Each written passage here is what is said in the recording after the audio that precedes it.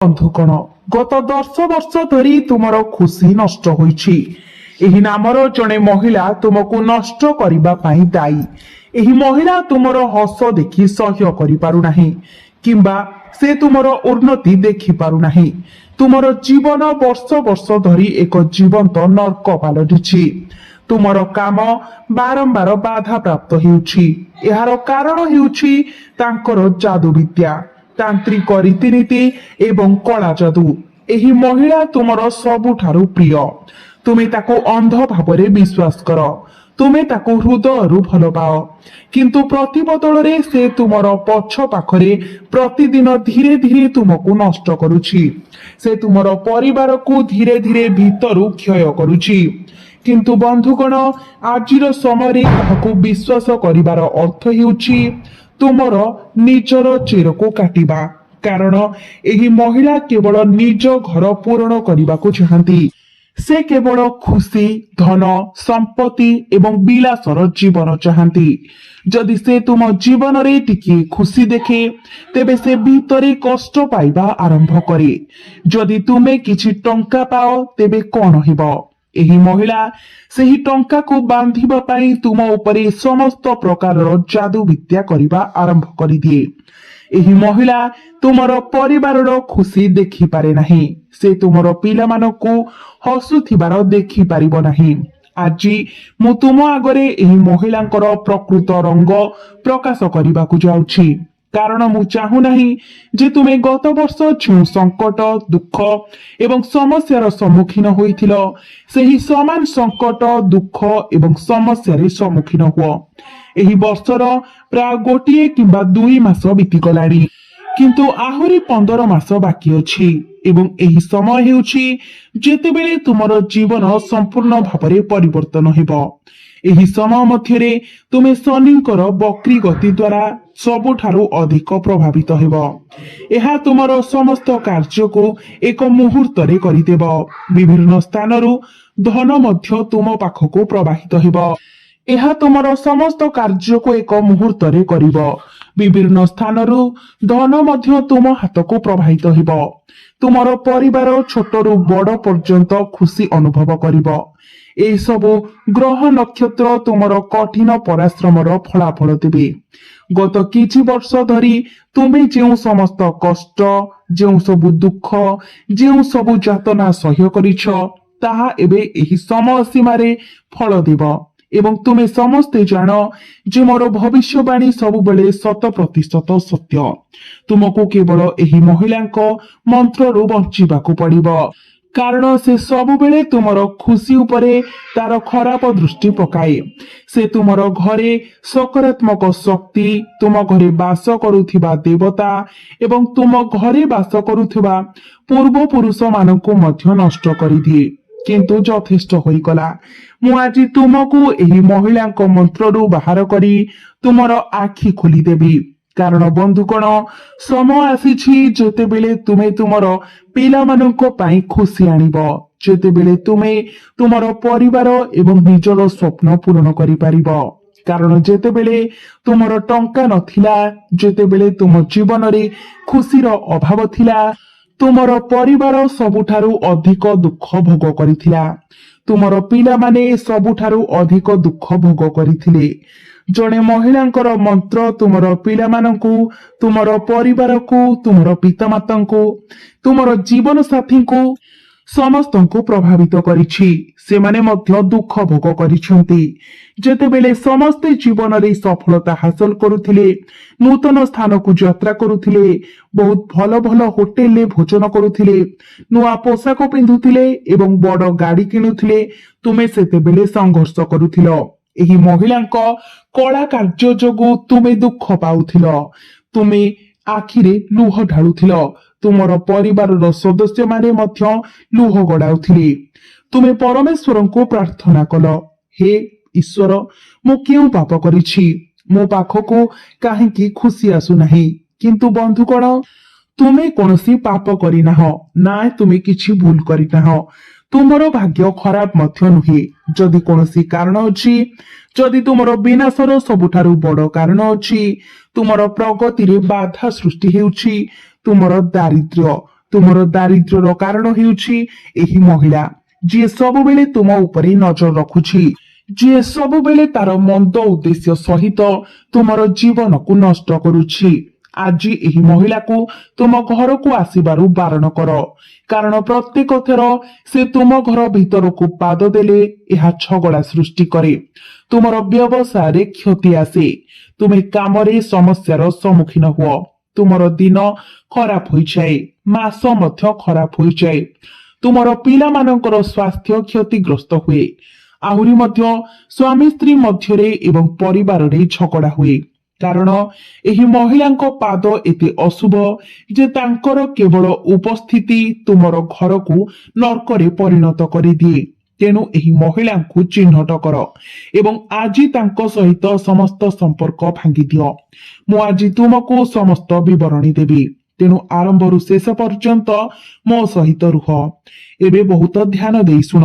କିନ୍ତୁ ବାଲାଜୀ ମହାରାଜଙ୍କର ସଚ୍ଚା ଭକ୍ତମାନେ ଭିଡିଓକୁ ଲାଇକ୍ କରିବାକୁ ଭୁଲନ୍ତୁ ନାହିଁ ଏବଂ କମେଣ୍ଟ ବକ୍ସରେ ଜୟ ବଜରଙ୍ଗବାଲି ଲେଖିବାକୁ ଭୁଲନ୍ତୁ ନାହିଁ। ବନ୍ଧୁଗଣ, ଆମେ ସମାଜରେ ଏପରି ଅନେକ ଉଦାହରଣ ଦେଖୁ ଯେଉଁଠାରେ ସ୍ତ୍ରୀ ସ୍ୱାମୀକୁ ସମ୍ପୂର୍ଣ୍ଣ ନଷ୍ଟ କରିଦେଇଛି। ଏପରି ଜଣେ ମହିଳା ଆମ ଜୀବନରେ ଆସିପାରନ୍ତି କିମ୍ବା ନ ଆସିପାରନ୍ତି। ଆମେ ତାଙ୍କୁ କିପରି ଚିହ୍ନିବୁ? ଦେଖନ୍ତୁ, ଆପଣ ନିଶ୍ଚିତ ଭାବରେ ଗୋଟିଏ କଥା ଶୁଣିଥିବେ, ଜଣେ ବ୍ୟକ୍ତି କିଛି କୁହନ୍ତୁ ବା ନ କୁହନ୍ତୁ, ତାଙ୍କର ଆଖି ସବୁ କିଛି ପ୍ରକାଶ କରେ। ଆପଣଙ୍କୁ ମଧ୍ୟ ସେହି ମହିଳାଙ୍କୁ ତାଙ୍କ ଆଖି ମାଧ୍ୟମରେ ବୁଝିବାକୁ ପଡିବ। ଯେଉଁ ମହିଳା ଆପଣଙ୍କ ଖୁସି, ଆପଣଙ୍କ ପିଲାମାନଙ୍କୁ, ଆପଣଙ୍କ ଘରକୁ ଆଣିଥିବା ନୂତନ ଜିନିଷ ଗୁଡ଼ିକୁ ଦେଖୁଛନ୍ତି, ଏହିପରି ଏକ ବଡ ରେଫ୍ରିଜରେଟର ଯେତେବେଳେ ଆପଣ ଖାଉଛନ୍ତି ସେ ଖାଦ୍ୟକୁ ଦେଖୁଛନ୍ତି, ଯେତେବେଳେ ସେ ଆପଣଙ୍କ ଘରେ ପାଦ ଦିଅନ୍ତି ସେ ପ୍ରଥମେ ଏଣେ ତେଣେ ଦେଖନ୍ତି। ସେ ତୁମ ଘରର ମହଙ୍ଗା ଜିନିଷ ସହ୍ୟ କରିପାରନ୍ତିନି ଏବଂ ଯେତେବେଳେ ତୁମ ପରିବାର ହସୁଥାଏ ସେ ମୁହଁକୁ କେମିତି ଗୋଟେ କରି ରଖନ୍ତି ଏବଂ ରାଗି ଚାହିଁଥାନ୍ତି। ଏପରି ମହିଳାଙ୍କ ଠାରୁ ସାବଧାନ ରୁହ, କାରଣ ସେ କଥା ହେଉ କି ନ ହେଉ ତାଙ୍କ ଆଖି ଆମକୁ କହୁଛି ଯେ ତାଙ୍କ ଭିତରେ କ୍ରୋଧର ଜ୍ୱାଳାମୁଖୀ ଫୁଟି ଉଠୁଛି ଏବଂ ଆପଣଙ୍କୁ ତାଙ୍କ ଠାରୁ ଦୂରେଇ ରହିବାକୁ ପଡିବ। ଏପରି ଜଣେ ମହିଳା ଅଛନ୍ତି ଯିଏ ଆପଣଙ୍କ ଘରେ ପ୍ରବେଶ କରିବା ମାତ୍ରେ ତାଙ୍କର ଆଖି ବୁଲାଇ ସବୁକିଛି ଉପରେ ନଜର ରଖିବାକୁ ଆରମ୍ଭ କରନ୍ତି। ଏପରି ମହିଳାଙ୍କର ଏତେ ଖରାପ ନଜର ଥାଏ ଯେ ସେ ଯେକୌଣସି ଖାଦ୍ୟ କିମ୍ବା ଜିନିଷ ଦେଖନ୍ତି ତାହା କିଛି ଦିନ ମଧ୍ୟରେ ନଷ୍ଟ ହୋଇଯାଏ। ତେଣୁ ଟିକେ ସତର୍କ ରୁହନ୍ତୁ। ଆମେ ଆମ ଘରେ ଅତିଥି ରହିବାକୁ ଭଲ ପାଉ, କିନ୍ତୁ ସେମାନେ ଦେବତା ପରି ହେବା ଉଚିତ। ଯଦି ସେହି ଅତିଥି ରାକ୍ଷସ ପରି ଆପଣଙ୍କ ଘରକୁ ଆଶୀର୍ବାଦ ଦେବା ବଦଳରେ ସେମାନେ ଆପଣଙ୍କ ଘରକୁ ଶ୍ମଶାନରେ ପରିଣତ କରିଦେବେ। କିଛି ପଡୋଶୀ ସାମାନ୍ୟ କଥାରେ ଆମ ପାରିବାରିକ ମାମଲାରେ ହସ୍ତକ୍ଷେପ କରିବାକୁ ଆସନ୍ତି। ସାଧାରଣତଃ ପୁରୁଷମାନେ ସେମାନଙ୍କ କାମରେ ବ୍ୟସ୍ତ ଥାନ୍ତି ଏବଂ ମହିଳାମାନେ ଘରେ ଥାନ୍ତି। ଯଦି ଆପଣଙ୍କ ଘରେ କୌଣସି ବ୍ୟକ୍ତିଗତ ମାମଲା ଚାଲିଛି ଏବଂ ଆପଣଙ୍କ ପଡୋଶୀ କିମ୍ବା ସମ୍ପର୍କୀୟ ବାରମ୍ବାର ଆପଣଙ୍କ ଘରକୁ ଆସି ଆପଣଙ୍କର ବ୍ୟକ୍ତିଗତ ମାମଲାରେ ଅଯଥା ହସ୍ତକ୍ଷେପ କରନ୍ତି, ପ୍ରାୟତଃ କୌଣସି କାରଣ ବିନା ଯଦି ଏହି ମହିଳାମାନେ ଆପଣଙ୍କ ଘରେ ଆସି ବସିଥାନ୍ତି, ଆପଣଙ୍କୁ ଅଯଥା ପରାମର୍ଶ ଦିଅନ୍ତି କିମ୍ବା ଆପଣଙ୍କ ଘରେ କଣ ଘଟୁଛି ଜାଣିବାକୁ ଚେଷ୍ଟା କରନ୍ତି, ତେବେ ବୁଝିଯାଆନ୍ତୁ ଯେ ସେମାନଙ୍କର ଉଦ୍ଦେଶ୍ୟ ହେଉଛି ଭିନ୍ନ। ସେମାନେ ଆପଣଙ୍କ ଉପରେ ନିରନ୍ତର ନଜର ରଖୁଛନ୍ତି। ଆପଣ କଣ କରୁଛନ୍ତି, ଆପଣ କଣ କରିବାକୁ ଯାଉଛନ୍ତି। କେତେକ ସମୟରେ ଏହି ମହିଳା ଆପଣଙ୍କ ଘରକୁ ଆସି ଆପଣ ଖୁସି ଅଛନ୍ତି କି ନାହିଁ ତାହା ଦେଖନ୍ତି। ଯଦି ଆପଣଙ୍କ କାମ ଠିକ ଚାଲିଛି କିମ୍ବା ଆପଣଙ୍କ ଘରେ ସବୁ କିଛି ଆସୁଛି, ତେବେ ସେ ଈର୍ଷାଳୁ ହୋଇଯିବେ ଏବଂ ତାପରେ ଏକ ତାନ୍ତ୍ରିକ ପୂଜା ଏବଂ କିଛି ବିଶେଷ ତନ୍ତ୍ର ବିଦ୍ୟା ପୂଜା କରିବେ। ଏବଂ ଯେତେବେଳେ ସେ ଆପଣଙ୍କ ଘରକୁ ଆସି ଦେଖନ୍ତି ଯେ ଆପଣ କୌଣସି ଟଙ୍କା ପାଉନାହାନ୍ତି, ସେ ଏହାକୁ ଉପଭୋଗ କରନ୍ତି। ଆପଣଙ୍କ ଘରେ ସେ ଦୁଃଖ ଚାହାନ୍ତି। ତେଣୁ ଯଦି ଆପଣ ଏପରି ଜଣେ ମହିଳାଙ୍କ ପ୍ରତି ସତର୍କ ଅଛନ୍ତି ଯିଏ ବାରମ୍ବାର ଆପଣଙ୍କ ଘରକୁ ଆସି ଆପଣଙ୍କର ବ୍ୟକ୍ତିଗତ ମାମଲାରେ ଅଯଥା ହସ୍ତକ୍ଷେପ କରନ୍ତି, ତେବେ ଆପଣଙ୍କୁ ତାଙ୍କୁ ଚିହ୍ନଟ କରି ତାଙ୍କୁ ଦୂରେଇ ରଖିବାକୁ ପଡିବ। ଭିଡିଓର ଶେଷରେ ତାଙ୍କର ନାମ ପ୍ରକାଶ କରାଯିବ। ଏହି ମହିଳାମାନଙ୍କ ଠାରୁ କିପରି ଦୂରେଇ ରହିବେ ଏବଂ କଣ ସତର୍କତା ଅବଲମ୍ବନ କରିବାକୁ ପଡିବ ସେ ବିଷୟରେ ଟିପ୍ସ ସହିତ ଯଦି ଆପଣ ଏପର୍ଯ୍ୟନ୍ତ ଭିଡିଓଟି ଦେଖିଛନ୍ତି ତେବେ ଏହାକୁ ଶେଷ ପର୍ଯ୍ୟନ୍ତ ଦେଖନ୍ତୁ କାରଣ ଏହା ଆଜିର ଏକମାତ୍ର ଭିଡିଓ ଯାହା ଆପଣଙ୍କୁ ଏହି ସବୁ ସମସ୍ୟାରୁ ରକ୍ଷା କରିପାରିବ। ଗୁରୁଜୀ ଭବିଷ୍ୟବାଣୀ କରିଛନ୍ତି ଯେ ଏହିପରି ଜଣେ ମହିଳା ଆପଣଙ୍କ ଉପରେ ମିଥ୍ୟା ଅଭିଯୋଗ ଆଣି ଆପଣଙ୍କୁ ଜେଲରେ ପକାଇ ପାରନ୍ତି। ତେଣୁ ଏବେ ବି ସମୟ ଅଛି, ସତର୍କ ରୁହନ୍ତୁ ଏବଂ ଆପଣଙ୍କ ନିଜର ଲାଭ ପାଇଁ ଏହି ଭିଡିଓକୁ ଶେଷ ପର୍ଯ୍ୟନ୍ତ ଦେଖନ୍ତୁ। ଏହି ଭିଡିଓଟି ବହୁତ ଚେଷ୍ଟା କରି ତିଆରି କରାଯାଇଛି ଏବଂ ଯଦି ଏଥିରୁ ଜଣେ ମଧ୍ୟ ଲାଭ ପାଆନ୍ତି ତେବେ ଗୁରୁଜୀଙ୍କର ଭିଡିଓ ତିଆରି ସଫଳ ହେବ। ତେଣୁ ଭିଡିଓଟିକୁ ଶେଷ ପର୍ଯ୍ୟନ୍ତ ଦେଖନ୍ତୁ। ଏହା ବ୍ୟତୀତ କିଛି ମହିଳା ଅଛନ୍ତି ଯେଉଁମାନେ ଆମର ପିଲାମାନଙ୍କୁ ବାରମ୍ବାର ଆଦର କରନ୍ତି, ସେମାନଙ୍କୁ ଧରି ରଖିବାକୁ ଚାହାନ୍ତି ଏବଂ ସେମାନଙ୍କୁ ଅସୁସ୍ଥ କରିବା ପାଇଁ ଯେକୌଣସି ଉପାୟରେ ସ୍ପର୍ଶ କରିବାକୁ ଚେଷ୍ଟା କରନ୍ତି। ସେହି ମହିଳାଙ୍କ ପାଖରେ ଯଥେଷ୍ଟ ପରିମାଣର ନକାରାତ୍ମକ ଶକ୍ତି ରହିଥାଏ। ଆପଣଙ୍କ ପିଲା ତାଙ୍କ କୋଳରେ ବସିବା ମାତ୍ରେ ସେ ଅସୁସ୍ଥ ହୋଇଯାଏ। ବନଜା ବର୍ମା ସମସ୍ତ ପିଲାଙ୍କୁ ମାରିବାକୁ ଚାହାନ୍ତି। ଆପଣଙ୍କ ପିଲା ତାଙ୍କ କୋଳରେ ବସିବା ମାତ୍ରେ ସେ ଅସୁସ୍ଥ ହୋଇଯାଏ। ସେ ଆପଣଙ୍କ ପିଲାମାନଙ୍କୁ ଯେକୌଣସି ପ୍ରକାରେ ଛୁଇଁବାକୁ ଚେଷ୍ଟା କରନ୍ତି ଏବଂ ସେ କରିବେ। ଏହା ମନେ ରଖନ୍ତୁ, ଯଦି ଆପଣ କାହାର କୋଳରେ ବସିବା ପରେ ଆପଣଙ୍କ ପିଲାର ସ୍ୱାସ୍ଥ୍ୟରେ ନକାରାତ୍ମକ ପରିବର୍ତ୍ତନ ଲକ୍ଷ୍ୟ କରୁଛନ୍ତି ତେବେ ଏହାର ଅର୍ଥ ହେଉଛି ସେହି ମହିଳାଙ୍କର କୋଳ ଠିକ ନୁହେଁ ଏବଂ ସେହି ମହିଳା ହେଉଛନ୍ତି ପ୍ରକୃତରେ ଆପଣଙ୍କର ଶତ୍ରୁ। ତାଙ୍କର ଚିନ୍ତାଧାରା ଠିକ ନୁହେଁ, ତାଙ୍କର ଚରିତ୍ର ଠିକ ନୁହେଁ ଏବଂ ତାଙ୍କର ବ୍ୟକ୍ତିତ୍ୱ ମଧ୍ୟ ଠିକ ନୁହେଁ। ଆପଣଙ୍କୁ ତାଙ୍କ ପ୍ରତି ଟିକେ ସତର୍କ ରହିବାକୁ ପଡିବ। ସେମାନଙ୍କୁ ଚିହ୍ନିବାର ଏହି ଉପାୟ ଗୁଡିକ ହେଉଛି ଏବଂ ଏଠାରେ ଆପଣଙ୍କୁ ସେମାନଙ୍କୁ ପରିଚାଳନା କରିବାକୁ ପଡିବ। ଜୀବନରେ ଆପଣଙ୍କୁ ଗୋଟିଏ କଥା ମନେ ରଖିବାକୁ ପଡିବ ଯେ ଯଦି ଆପଣଙ୍କ ଘର ପାଖରେ ରହୁଥିବା ଲୋକମାନେ ଆପଣଙ୍କ ଘରକୁ କିଛି ମାଗୁଛନ୍ତି, ବିଶେଷ କରି ସନ୍ଧ୍ୟାରେ କ୍ଷୀର, ମଇଦା, ହଳଦୀ କିମ୍ବା ଲୁଣ, ତେବେ ଆପଣ ସେମାନଙ୍କୁ ସନ୍ଧ୍ୟାରେ କିଛି ଦେବା ଉଚିତ ନୁହେଁ। କେତେବେଳେ ଆମର ପଡୋଶୀ ଆସି ଆମକୁ କୁହନ୍ତି ଯେ ଆମ ଘରକୁ ଅତିଥି ଆସିଛନ୍ତି, ଆମକୁ ସେମାନଙ୍କ ପାଇଁ ଚା ତିଆରି କରିବାକୁ ପଡିବ, କିନ୍ତୁ ଏବେ କ୍ଷୀର ସରିଗଲା, ଆପଣ କଣ ଆମକୁ କ୍ଷୀର ଟିକେ ଦେଇପାରିବେ? ଆପଣ ଏତେ ଉଦାର ବ୍ୟକ୍ତି, ଆପଣ ତୁରନ୍ତ ସେମାନଙ୍କୁ ଦେଇ ଦିଅନ୍ତି।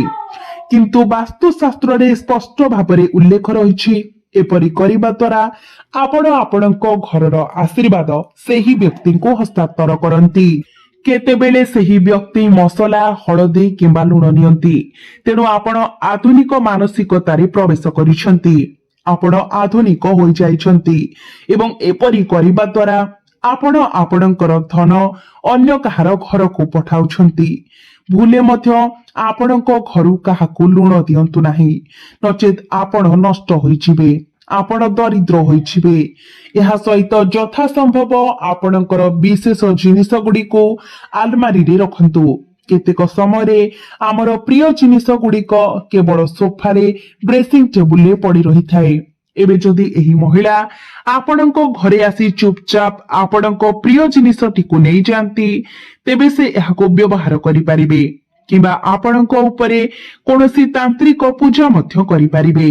ଆପଣ କଣ ଏହା ବିଷୟରେ ଭାବିଛନ୍ତି ଯେ ହୁଏତ ଆପଣଙ୍କର କିଛି ଜିନିଷ ହଠାତ୍ ଅଦୃଶ୍ୟ ହୋଇଯାଇଛି ଏବଂ ମିଳୁନାହିଁ? ତେବେ ସମ୍ଭବତଃ କେହି ସେଗୁଡ଼ିକୁ ନେଇଯାଇଛି ଏବଂ ଯଦି ଆପଣ ଆପଣଙ୍କ ଜୀବନରେ କିଛି ସଂକେତ ଦେଖୁଛନ୍ତି ତେବେ ଏହା ନିଶ୍ଚିତ ଯେ କେହି ଆପଣଙ୍କ ସହିତ କିଛି କରିଛନ୍ତି, କେହି ଆପଣଙ୍କ ଖୁସି ଉପରେ ନିଶ୍ଚିତ ଭାବରେ ଖରାପ ନଜର ପକାଇଛନ୍ତି। ତେବେ ସେହି ସଂକେତ ଗୁଡିକ କଣ? କେଉଁ ଲକ୍ଷଣ ଗୁଡିକ ଅଛି ଯାହା ଆମେ ଦେଖିପାରୁଛୁ ଯେ କେହି ଆମ ସହିତ କିଛି କରିଛନ୍ତି, କେହି ଆମ ଘରକୁ କିଛି କରିଛନ୍ତି? କେତେକ ସମୟରେ ଆମ ଘରର ବଡମାନେ ମଧ୍ୟ କୁହନ୍ତି ଯେ ନିଶ୍ଚିତ ଭାବରେ କେହି ଜଣେ ତୁମ ସହିତ କିଛି କରିଛନ୍ତି ଏବଂ ଆମେ ତାହା ଶୁଣୁନାହୁଁ। କିନ୍ତୁ ଯଦି ତୁମେ ଗୁରୁଜୀଙ୍କୁ ତୁମ ସହିତ ସେୟାର କରିବାକୁ ଯାଉଥିବା ସଂକେତ ଗୁଡିକୁ ଲକ୍ଷ୍ୟ କରିବ ତେବେ ସେଗୁଡିକୁ ବୁଝ।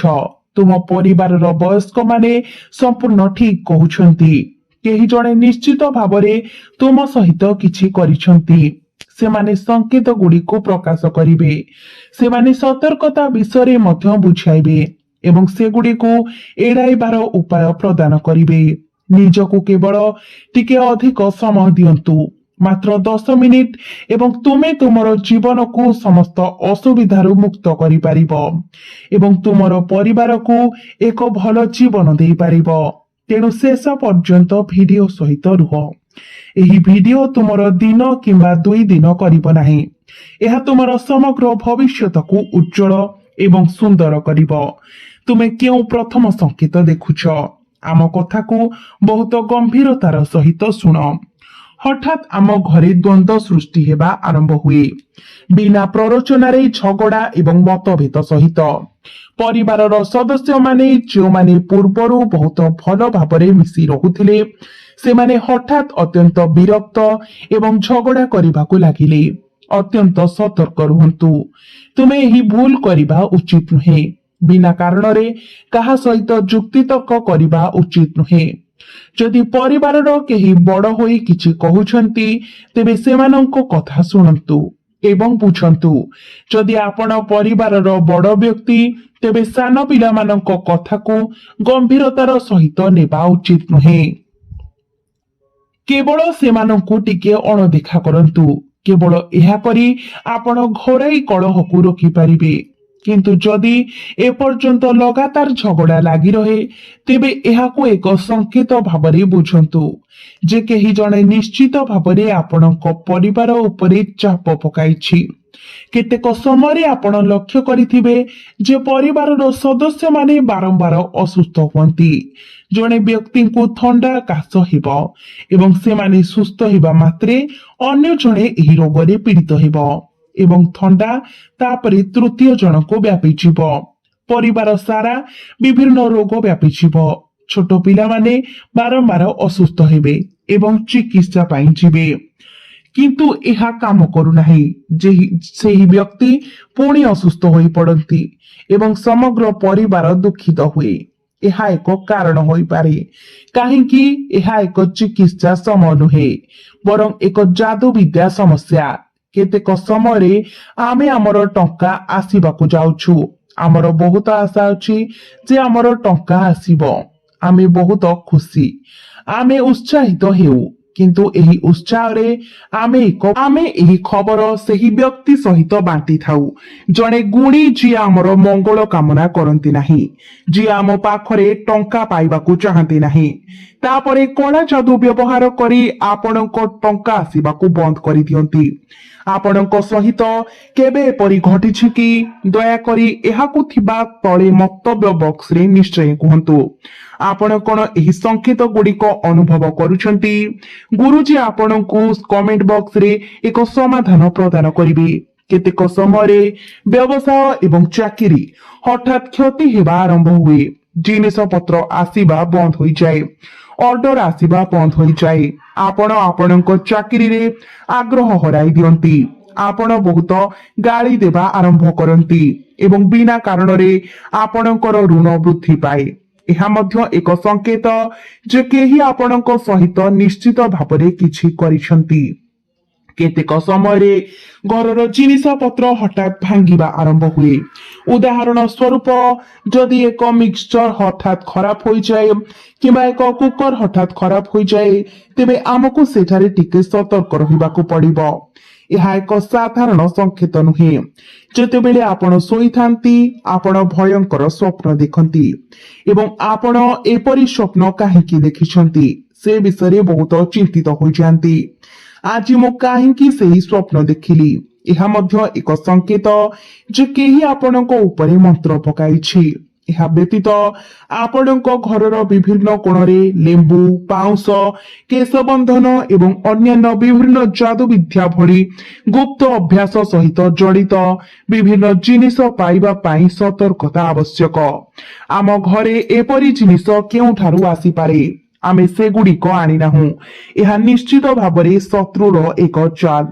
ଆପଣଙ୍କୁ ସେଠାରେ ବହୁତ ସତର୍କ ରହିବାକୁ ପଡ଼ିବ ଏବଂ ସେହି ସମୟରେ ଆପଣଙ୍କୁ ଏତେ ସତର୍କ ରହିବାକୁ ପଡିବ ଯେ ଆମେ ଘରେ ଏପରି ପ୍ରତିକ୍ରିୟାକୁ ଦୂର କରିପାରିବା।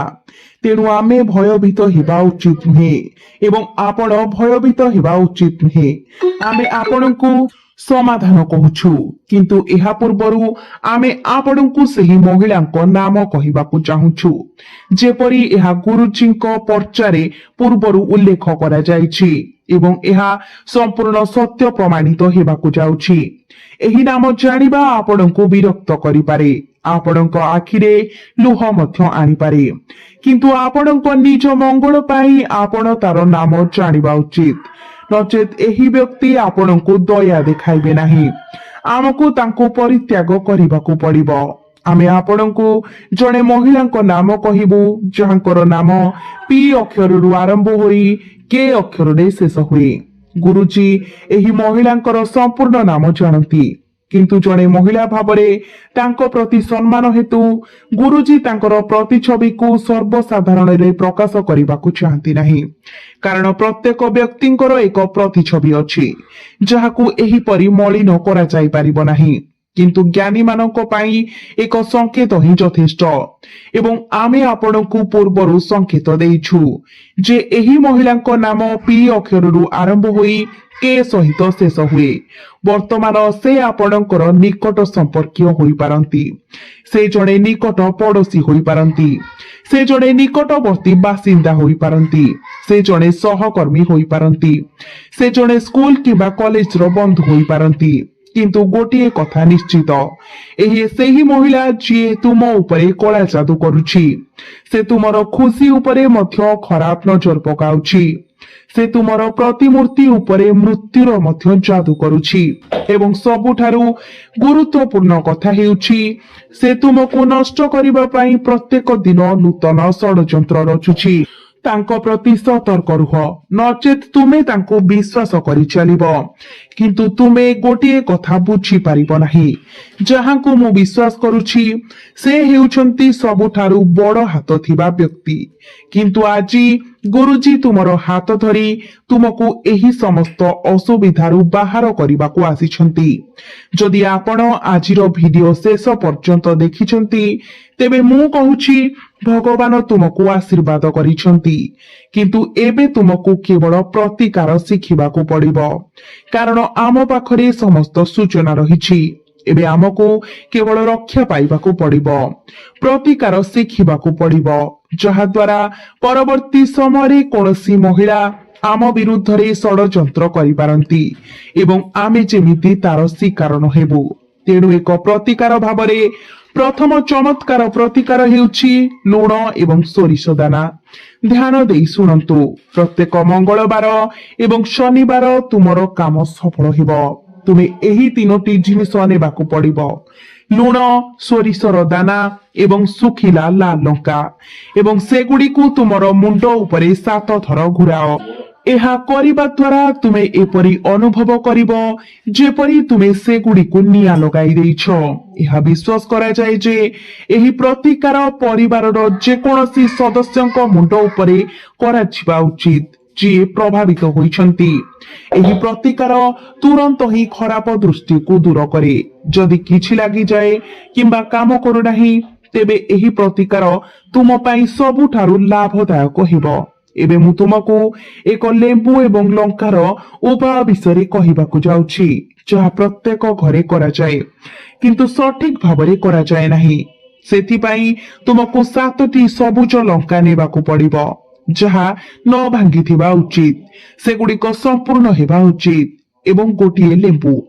ଏବେ ଏହାକୁ ସୂତାରେ ବାନ୍ଧି ମୁଖ୍ୟ ଦ୍ୱାରରେ ମନ୍ତ୍ର ଜପ କରି ଟାଙ୍ଗି ଦିଅ ଏବଂ ସେହି ମନ୍ତ୍ରଟି ହେଉଛି ଓମ୍ କଭଲମ୍। ଜପ କରିବା ସମୟରେ ତୁମେ ଏହାକୁ ତୁମର ମୁଖ୍ୟ ଦ୍ୱାରରେ ଟାଙ୍ଗି ଦେବା ଉଚିତ ଏବଂ ପ୍ରତି ଦ୍ୱିତୀୟ ଶନିବାର ଏହାକୁ ବାହାର କରି ପୁରୁଣା ଛକରେ ଫୋପାଡ଼ି ଦିଅ। ଏହା ତୁମ ଘରକୁ ଆସୁଥିବା ଯେକୌଣସି ଦୁଷ୍ଟ ଶକ୍ତିକୁ ଦୂର କରିବ। କୌଣସି ଦୁଷ୍ଟ ଶକ୍ତି ଘରେ ପ୍ରବେଶ କରିପାରିବ ନାହିଁ। ପ୍ରତ୍ୟେକ ଗୁରୁବାର ଏବଂ ଶୁକ୍ରବାର ତୁମେ ନିଜ ଘରେ ଲବଙ୍ଗ ଏବଂ କର୍ପୂର ଧୂଆଁ ଜାଳିବା ଉଚିତ। ତୁମେ ଚାହିଁଲେ କର୍ପୂରର ଧୂଆଁ ମଧ୍ୟ କରିପାରିବ। କିନ୍ତୁ ଲବଙ୍ଗ ଏବଂ କର୍ପୂରର ଧୂଆଁ ସମସ୍ତ ପ୍ରକାରର ନକାରାତ୍ମକ ଶକ୍ତିକୁ ଦୂର କରିବାର ଶକ୍ତି ରଖେ। ତେଣୁ ଏହି ଉପଚାର ଅଧିକ ପ୍ରଭାବଶାଳୀ। ଏହାକୁ କରିବା ପାଇଁ ଚେଷ୍ଟା କର। ଏହା ସହିତ ଧରିନିଅ ଯେ ତୁମେ ଅନୁଭବ କରୁଛ ଯେ କେହି ତୁମ ଘରକୁ କିଛି କରିଛି, ତେବେ କେବଳ ଗୋଟିଏ ସମାଧାନ କରିପାରିବ ଏବଂ ଆମର ସମସ୍ତ ସମସ୍ୟା ଗୁଡିକ ଦୂର ହୋଇଯିବ। ତେଣୁ ମୁଁ ତୁମକୁ କେବଳ ଗୋଟିଏ ସମାଧାନ କହିବି, ଧ୍ୟାନ ଦେଇ ଶୁଣ। ତୁମକୁ କଳା ରାଶି, କଳା ଗୋଲମରିଚ, ସୋରିଷ ଏବଂ ଲବଙ୍ଗକୁ ଏକ ଲାଲ କପଡାରେ ବାନ୍ଧି ତୁମ ଘରର ଉତ୍ତର ପୂର୍ବ କୋଣରେ ରଖିବାକୁ ପଡିବ। ଉତ୍ତର ପୂର୍ବ କୋଣ କେଉଁଠି? ଆପଣଙ୍କ ଘରର ଉତ୍ତର ପୂର୍ବ କୋଣ ଖୋଜନ୍ତୁ ଏବଂ ଏହି ଗଣ୍ଠିଟିକୁ ସେଠାରେ ରଖନ୍ତୁ। ଏହା ଘରେ ନକାରାତ୍ମକ ଶକ୍ତି ପ୍ରବେଶ କରିବାକୁ ଦେବ ନାହିଁ। ଆପଣଙ୍କ ବିଷୟରେ ଖରାପ ଭାବୁଥିବା ମହିଳା ମଧ୍ୟ ଆପଣଙ୍କ ଘରକୁ ଆସିପାରିବ ନାହିଁ।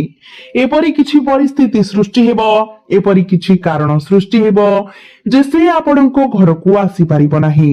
ଏହି ଉପାୟର ଏତେ ବଡ଼ ପ୍ରଭାବ ରହିଛି। ଆପଣଙ୍କ ଘରେ ଯଦି ତୁଳସୀ ଗଛ ନାହିଁ, ତେବେ ତୁରନ୍ତ ଏକ ତୁଳସୀ ଗଛ ଲଗାନ୍ତୁ। ପ୍ରତି ସପ୍ତାହରେ ଆପଣଙ୍କ ଘରେ ଗଙ୍ଗା ଜଳ କିମ୍ବା ଗୋମୂତ୍ର ଛିଞ୍ଚନ୍ତୁ। ପ୍ରତ୍ୟେକ ଦିନ ଘରେ ହନୁମାନ ଚାଳିଶା ପାଠ କରନ୍ତୁ ଏବଂ ଯେତେବେଳେ ବି ସୁଯୋଗ ପାଇବେ ପିଲାମାନଙ୍କ ଠାରୁ ଖରାପ ନଜର ଦୂର କରନ୍ତୁ।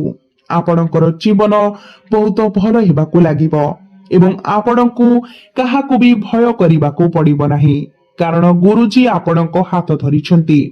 ଏବଂ ଯଦି ଆପଣ ସବୁବେଳେ ଏହିପରି ଖୁସି ରହିବାକୁ ଏବଂ ପ୍ରତ୍ୟେକ ସମସ୍ୟାରୁ ଦୂରେଇ ରହିବାକୁ ଚାହାନ୍ତି, ତେବେ ନିଶ୍ଚିତ ଭାବରେ ଏହି ପ୍ରତିକାର ଗୁଡିକୁ ଅବଲମ୍ବନ କରନ୍ତୁ।